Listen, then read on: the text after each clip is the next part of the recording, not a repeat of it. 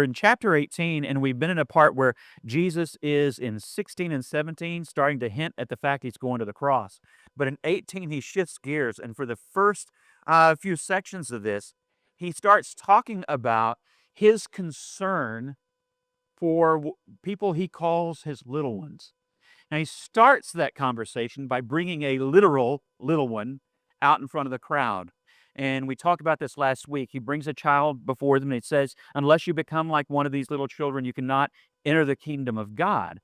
And his reason for using a child was not the reasons that we normally think. We talked about this last week. It's not because they're so innocent, though that's often how we approach the text. It's not because they're imaginative and creative, but they are, but that's not how he means it. He says, unless you take the lowly position of this child.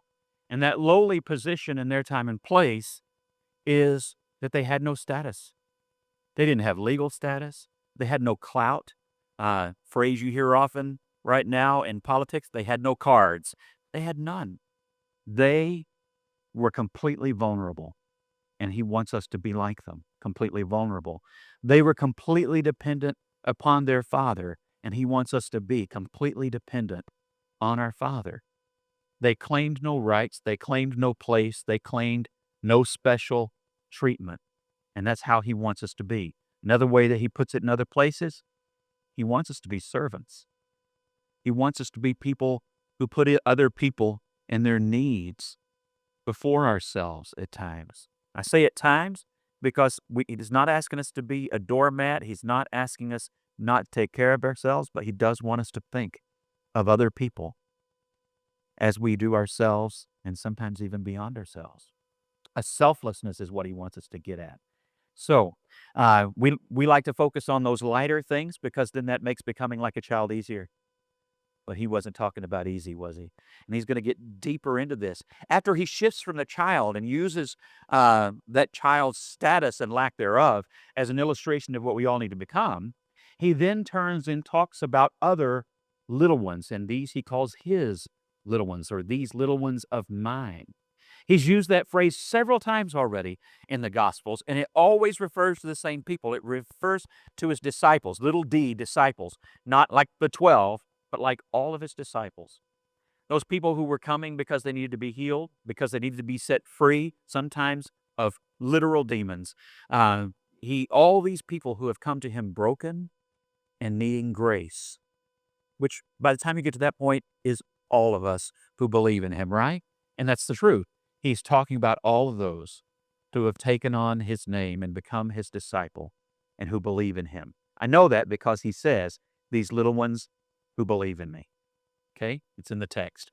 So he then spends the next few minutes talking about his little ones and some care that we need to take for one another, some consideration we need to give of one another. But he doesn't just make that light either. He dives right in to some of our biggest struggles. And so this next little section, he's going to talk about not causing his little ones, other believers. It would include children, by the way. It's not to exclude them, but it's bigger than that. Children, believers, the vulnerable. By the time you get done, it's going to be love thy neighbor, okay? It's going to be everybody. Who is my neighbor, little one? Ask that question of Jesus and see what his answer is going to become. So looking past the end of our own nose and considering the ripple effects that our actions have on other people, because we don't always do that. Sometimes we think we're the only one in the room and we act like it. Let's just go ahead and jump in. He gets real personal real fast, so I'm just going to get real personal real fast. If you feel like I'm talking to you, I'm not, but somebody is, okay? Somebody is. Never preach a sermon aimed at one single person. We, pronouns tell the story, so I'm in this too.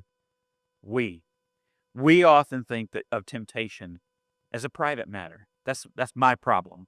You don't talk to me about that. That's my problem. Don't ask me about that. Don't talk to me about that. Don't address that. That's none of your business. Oh, y'all said that before? Some of y'all had practiced. I could tell. That's none of your business. Or if you're under 10 in 1976, That ain't none of your beeswax. I don't know why we said that. I don't know what that means, but it's none of your business. Okay, your thoughts, are those just your business? It would be easy for us to think so. Well, get out of my head, James. I'm not in there, but somebody might be convicting you. Are our thoughts our business and our business alone? Sometimes we wish they were, but what do our thoughts do? Ripple effects, right? Thoughts become attitudes. Attitudes become actions. Actions never stop with just us. They always affect the people around us. They affect the people sitting beside us, behind us, in front of us. A good example of this that probably won't hit any of you on the toes. My wife, it's a documented fact. I've mentioned it before, and I've lived to survive the tale. But my wife is not that tall. I did not say short. I didn't say it. Y'all thought it, but I didn't say it. They're trying to get me in trouble, Tanya. But she's not tall. And sometimes when we go to different events, like, for example, if we were at the Lyric, this has happened several times at the Lyric. It's happened at one act play. We will get there early. We will reserve a seat where there can't be that many people in front of us. We will do everything we can to pick a spot where there's not going to be somebody get there. And who always comes and sits down in front of my wife? The tallest person in the room. Yes. You know how that is, right? Because you've read about it. You've read about it. I'm not getting in trouble with your wife either. And so but tall people always sit. You know what happens to me, and I'm not like tall, but I'm not short either. I'm just average. Some short 5'2" person comes in and sits down, and their legs must have been this long because their torso's to the ceiling. And I'm like, what kind of magic are you doing in that seat up there? Maybe they're standing on the chair. I don't know. But they get in front of me and I can't see. But Tanya, every single time, some, 6'4", 400-pound man with a hat sits down in front of Tanya. And does he take off his hat? No. Why? Why? Because the devil's gotten to that man. That's why. That's why.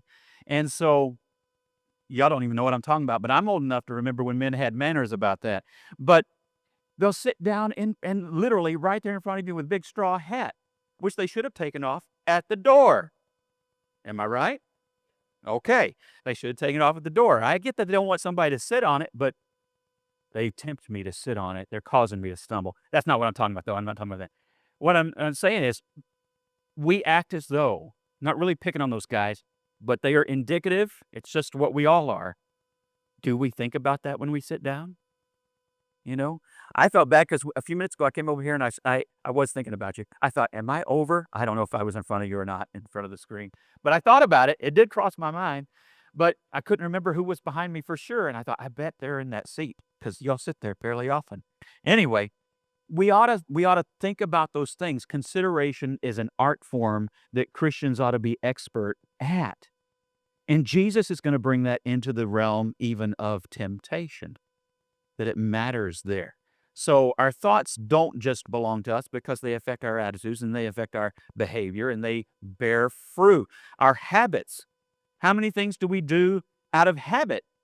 And they can become inconsiderate, but worse, they can become temptations to other people, or they can cause other people to be tempted, and we don't even think about it. But there are things that we need to think. How does this affect other people? It doesn't just belong to you. Once it starts being acted upon and it's out in the world, those ripple effects, they do belong to you in the sense that you're responsible for them to an extent. Some things we can't control, and not everything. You don't want to hyper overanalyze, but you do want to be responsible for your actions. And then, of course, consequences. How often is it that not only do we regret what we've done that might have been sinful, but even more deeply we regret how it affected people? And then there are those things that we never even considered how it affected people. And how often has your life been wrecked, not even just by your own sin, but by the actions of other people, that just, you're all in the same pond and the waves hit you and it messes you up. You know? So our actions have consequences, and we have to be considerate of those. So Jesus forces us not to just look inward and say, well, that's my business and you can't go in there. That's my thought life. Those are my habits. That's the way I like things. That's none of your business. He forces us to see things both ways. Inwardly, he says, what is causing you, or what is causing me, what is causing us to fall into temptation? And we need to ask those questions. How does temptation affect me? Because if I don't deal with that, it will then affect everybody else. Even the things you think are secret have effects on other people. If nothing but the guilt you live in and the shame you live in, or the war that you're going through inside, and the way that it affects your mood in the way that you treat everybody else, if just that, it affects other people, whether you actually cause them to sin or not. Outwardly, could my actions, we have to constantly ask, could my actions cause someone else to fail? It may not even be something that's wrong. It may be fine for you. But if it would cause someone else a problem, you think through those things, not obsessively, but wisely and responsibly. So let's go to the text and see how Jesus talks about this, and then we'll go further.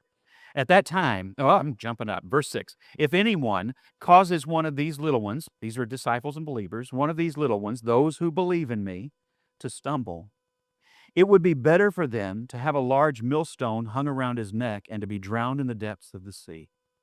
Woe to the world because of the things that cause people to stumble. Such things must come, but woe to the person through whom they come. If your hand or your foot causes you to stumble, cut it off and throw it away. It is better for you to enter life maimed or crippled than to have 2 hands or 2 feet and be thrown into eternal life or fire.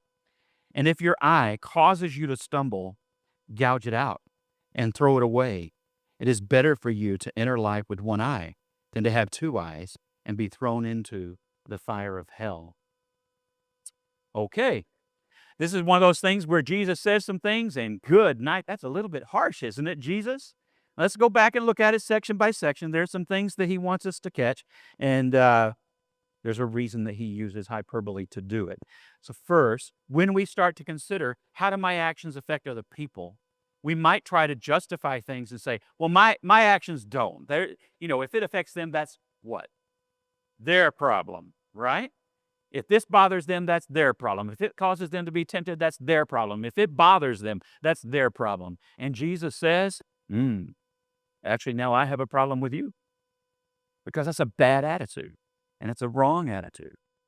And the reasons are that our actions and our thoughts and our attitudes and our words do have impact on the people around us.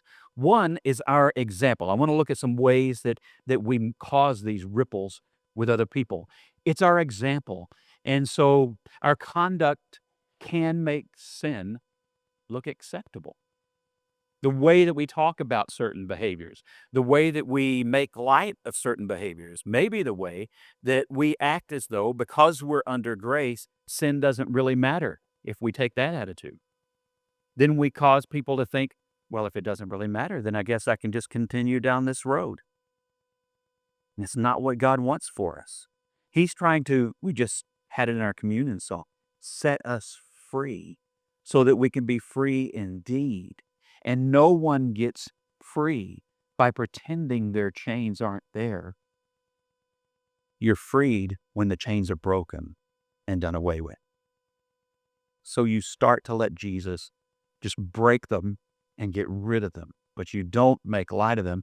And you consider, am I making this look okay through the things that I do? Am I telling people, am I sending a signal? Maybe it's unintentional, but am I sending a signal that this is all right? I don't have any particular kind of an event in mind, but you can probably come up with a list yourself. By permission, when kind of related to example sometimes, same situations often, when I make something that Jesus has said is wrong sound as though it's okay. When I approve of it, when I just maybe outright say, well, I don't think Jesus really meant. I don't think God really, or biggest lie Satan uses these days, but a loving God would never say, whatever that's about. Everybody just tailors that one to whatever they're in at the moment. But when we give permission for sin, we don't realize what we're doing to somebody who then is going to believe that we're right. That's scary, is it not? Because Jesus is saying, I will hold you accountable for that person's fall. Better that you be thrown into a lake with a millstone, that's basically a Buick, with a Buick tied around your neck, than that you be the one who tells somebody, no, your sin's fine. And we live in a time where there's a lot of this. And among Christians, a lot of this. So, permission, pressure. Maybe you've got a weakness you're not handling very well. We've done this as people. You've got a weakness that you're not handling well, so you rationalize it and justify it and, again, give permission, maybe even push other people to join you. I think there's certain sins in particular seem to really, their misery loves company and just constantly trying to pull somebody else into that behavior with them. They struggle with this, and they need you to struggle in this with them. Whatever that is. It can be lots of things. Let's just use anger for a minute. Anger is one of these. You probably thought I was talking about sex, drugs, and alcohol. Yes, but let's use anger for a minute. Anger is one of those things that, like fungus spores, a person blows up and they want to spread that to as many new toadstools and mushrooms as possible. You know, it wants to grow. It thrives in the spread of itself. And so it just goes on. And I don't want to just be angry alone. I want you to be angry with me. Do you want to know what they just said to me? Now let's get angry together. You weren't even there. You don't even care, but I'm going to make sure you do. And it just works that way. And we pressure people into getting angry.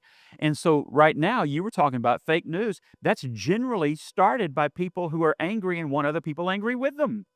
That's what it's for.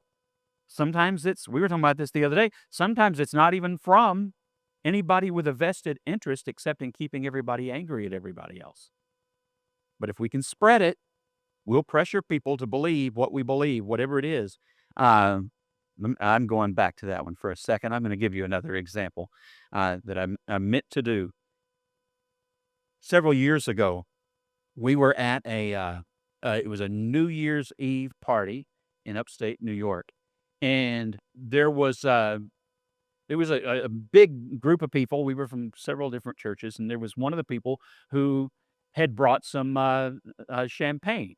I'm not getting into, good, bad, up, down, and all that stuff, but brought champagne. And it doesn't matter, let me word this carefully because I just had a slide about this a second ago. It it doesn't matter where you are on the spectrum up from teetotaler to God has blessed this, and there is a realm of responsibility because there is that. Uh, it doesn't matter where your convictions are on that for this particular moment. In Romans 14, it says that regardless of your conviction, you don't throw it in each other's face. Paul is teaching that church. You don't throw it in each other's face, and you don't pressure the other person to do what you may feel the freedom to do, even if you're right, if it violates their conscience. Okay? So at this party, there was a person who was going around. Most people were just minding their own business. They were Romans 14ing it. There were some who were having, there were some who were not having. Nobody was mad at anybody. It was fine. Nobody was abusing. There was none of that.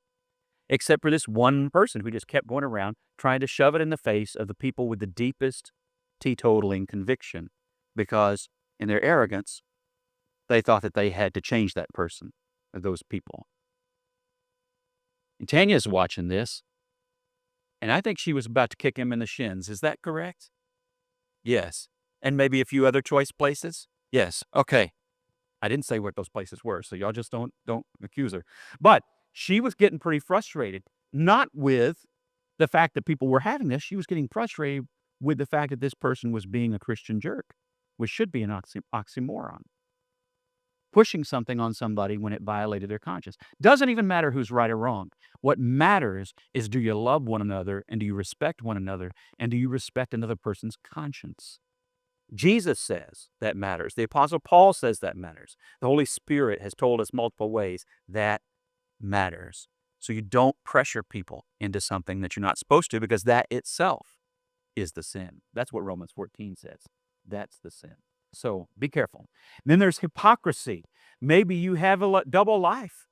They see you at church and you're one person. They see you somewhere else and you're a completely different person. What does that then do? It causes them to stumble. And stumble means fall away from the Lord. Maybe even go back into a life of sin. Actions have consequences, and integrity and the lack thereof have either good or bad consequences. And related to all of these, careless liberty. Well, I can do it. Jesus said I could. Okay, but all things are permissible, Paul says, but not all things are beneficial. And he expects us to be wise in situations to know what's what, and to be respectful in situations to know what's what, because woe to the one who causes one of these little ones of mine to stumble on whatever it is, whatever it is. So don't insist on your rights, because that's not the most important thing, is it? Take the lowly position of the child. Don't demand rights that really you might not even have. You might not even have. Oliver Wendell Holmes, this is a favorite quote of mine when it comes to our liberties and our freedoms and our rights. The right to swing my fist ends where your nose begins. Now just think about everything that's going on in the world right now. Think about some things going on in your life.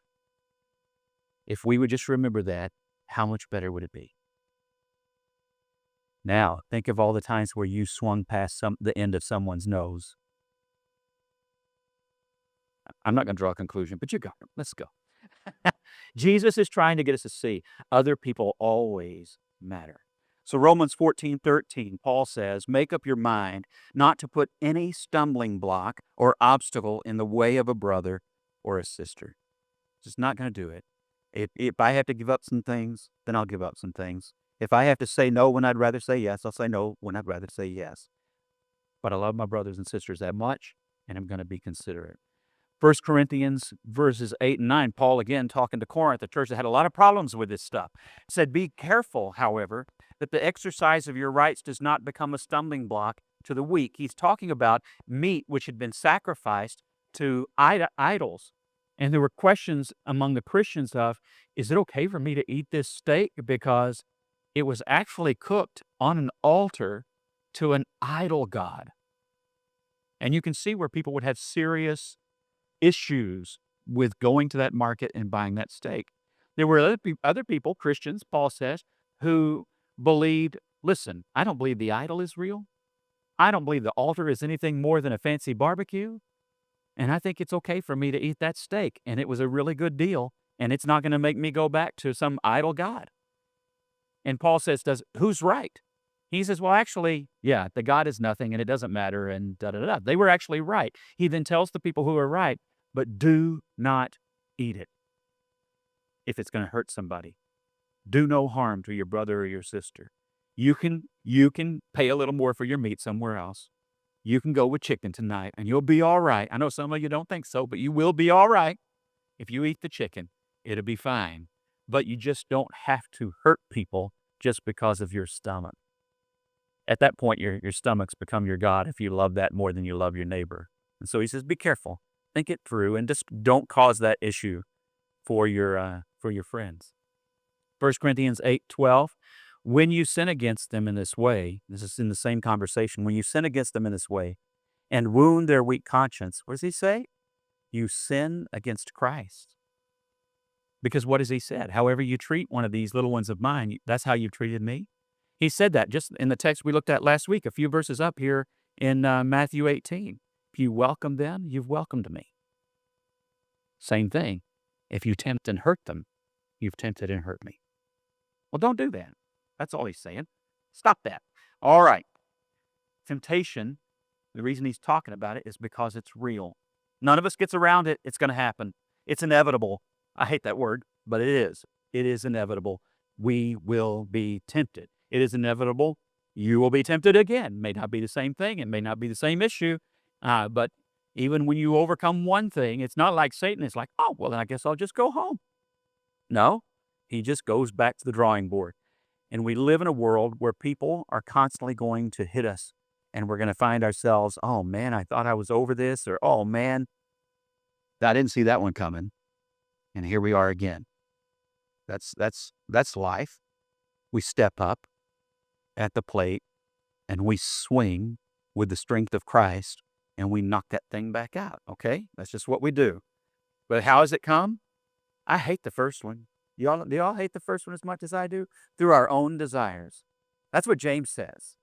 When are we tempted? When by our own, that's how he starts. When by our own desires we are dragged away and enticed. Nah, I didn't want that.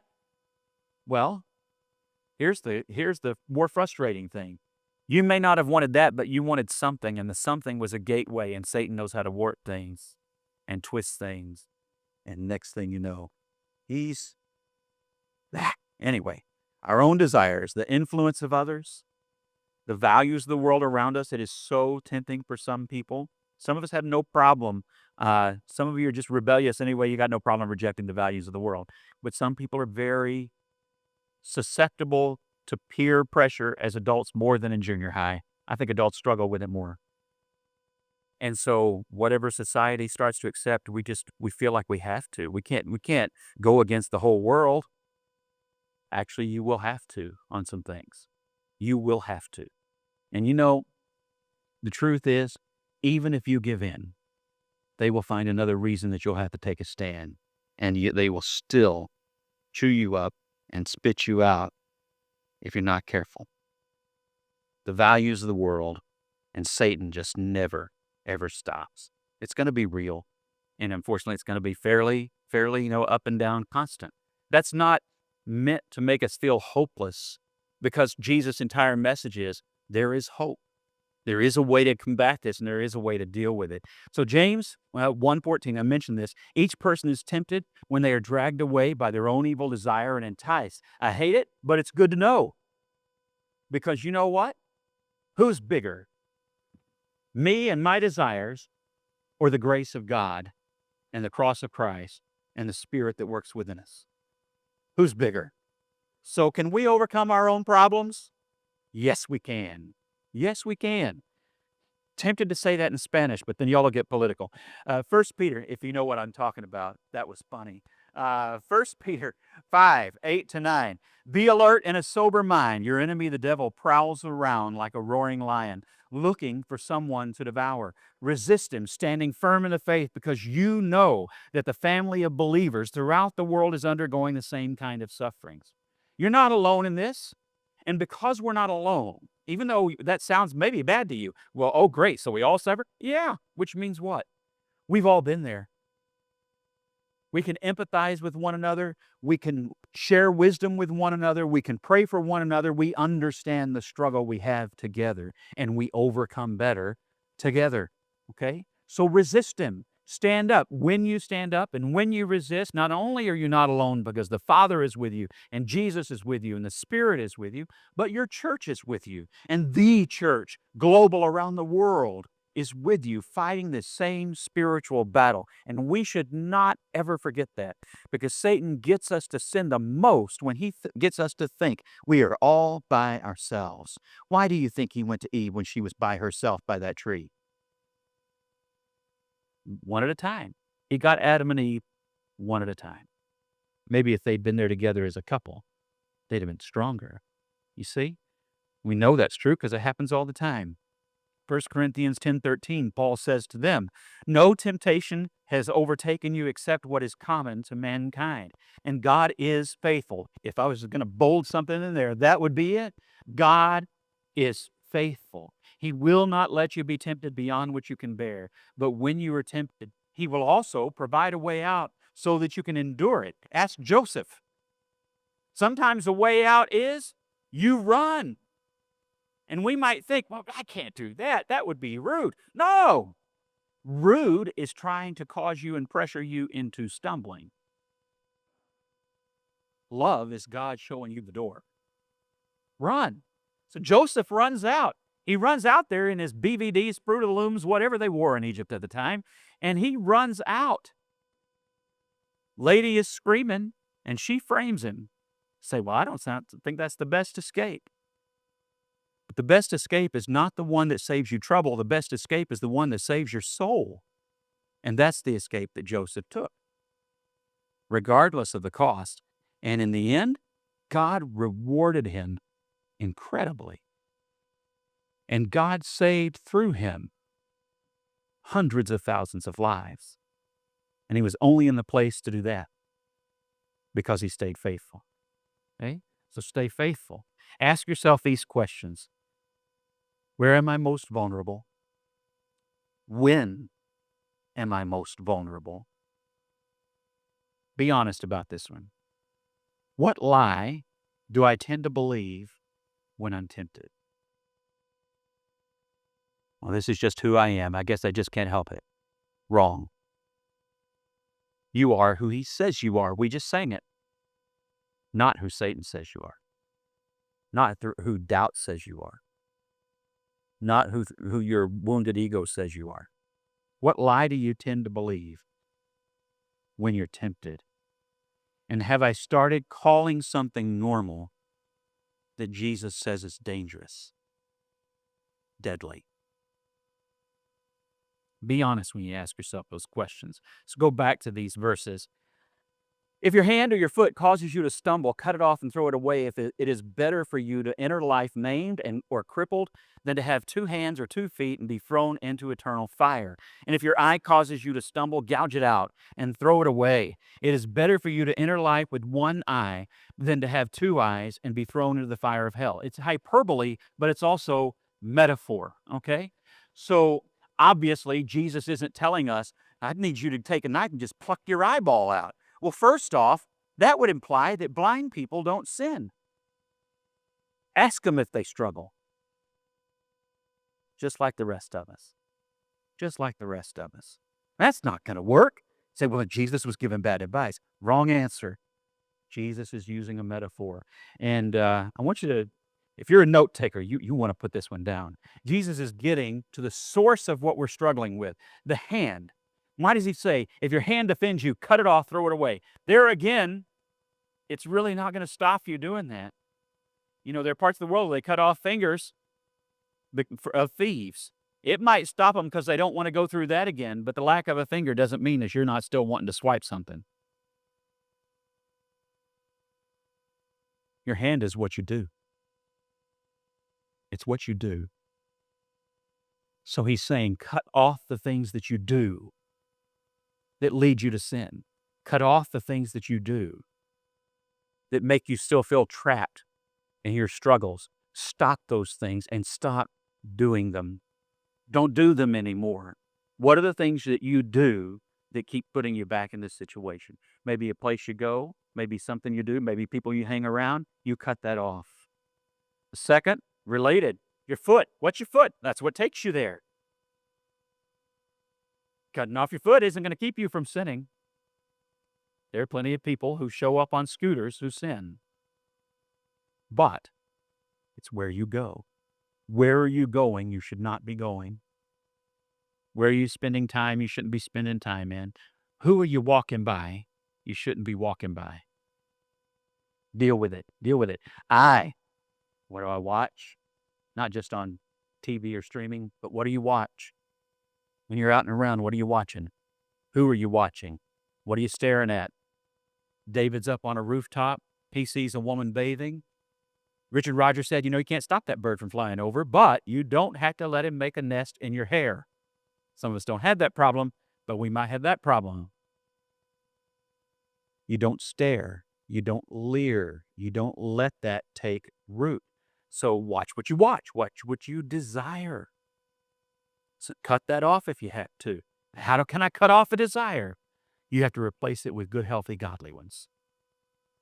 When that desire starts to take over you, you remove yourself and go to a place where you can answer a more godly desire. Don't let the vacuum just sit there. That will not work. Jesus says that if you drive out the demons and clean the house and then do nothing with that house, he will come back with friends and take over, and it'll be worse than it was at the beginning.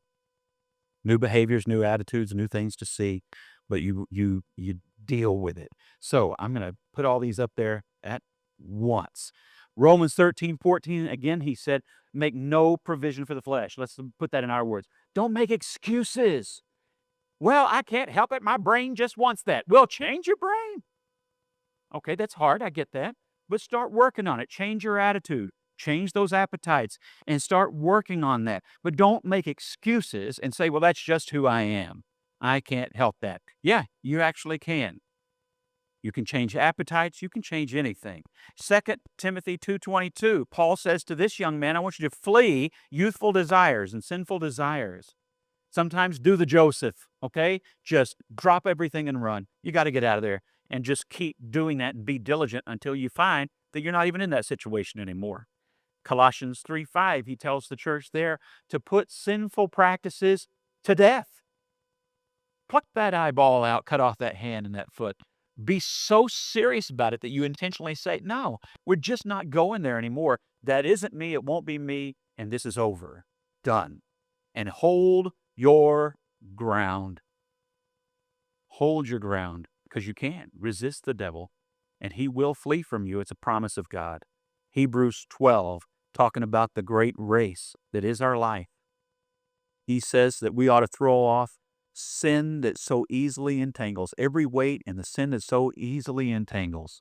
Just throw it off, pare it down, get rid of it. And that last part, really important. Do not protect what is poisoning you. Don't defend it. Don't make excuses for it. Don't make it sound like it's okay. Don't use grace as a cover-up for evil. That's a quote of scripture, by the way. Do not use grace as a cover-up for evil. Don't use your freedom as a cover-up for evil. Don't protect what is killing you inside. Don't do it. It's not worth it. I'm going to come back to these questions one more time. Let's ask ourselves, where am I most vulnerable?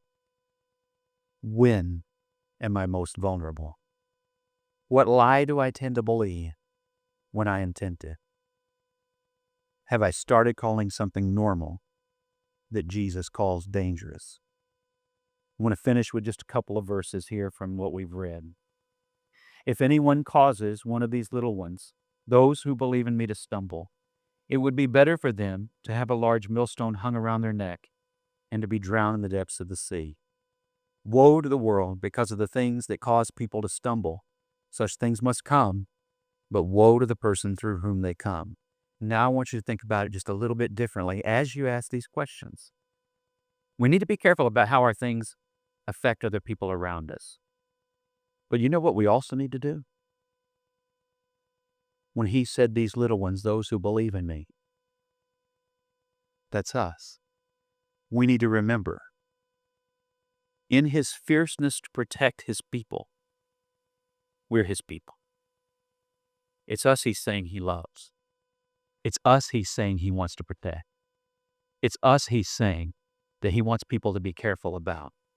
He loves you even in your struggles. He loves you and wants to protect you from those things ever going even deeper. He is standing up for you when he says this. Don't just read it like he's standing up to you. He wants to see you home. That's why he loves you. He knows how broken we are. He doesn't love us in spite of it. He loves us because he is that compassionate a God. He looks at us in our brokenness and says, I want you to come here. And the rest of you, I want you to be careful about this one. Because I love them, and I fiercely love them, and I'm going to fight for them. And he doesn't want to be fighting us when he fights for us.